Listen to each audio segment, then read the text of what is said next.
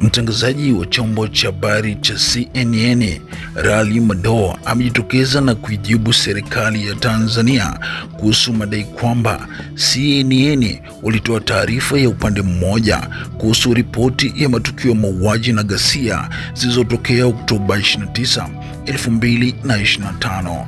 Tumsikilize hapa msemaji wa serikali akilalamikia CNN, kisha tumsikilize mtangazaji wa CNN Rally Madowo ambaye ndiye alitengeneza ripoti hiyo ya CNN kuhusu yaliyotokea Tanzania.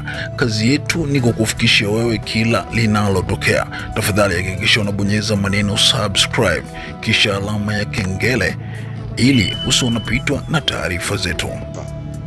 Naomba kusisitiza, sio haki na sio sawa kwa chombo cha habari kuchapisha taarifa za upande mmoja na kisha kutoa sababu kuwa maafisa wa serikali walipotafutwa hawakupatikana, kama ambavyo chombo cha habari cha CNN kimechapisha taarifa zake zilizojaa tuhuma dhidi ya serikali ya Tanzania pasipo kutoa nafasi ya serikali kujibu.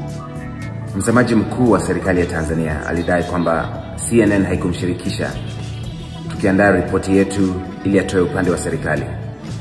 Tumeongeza maneno hayo katika ripoti yetu na pia tumeongeza sentensi hii ambayo nitaitafsiri kwa Kiswahili.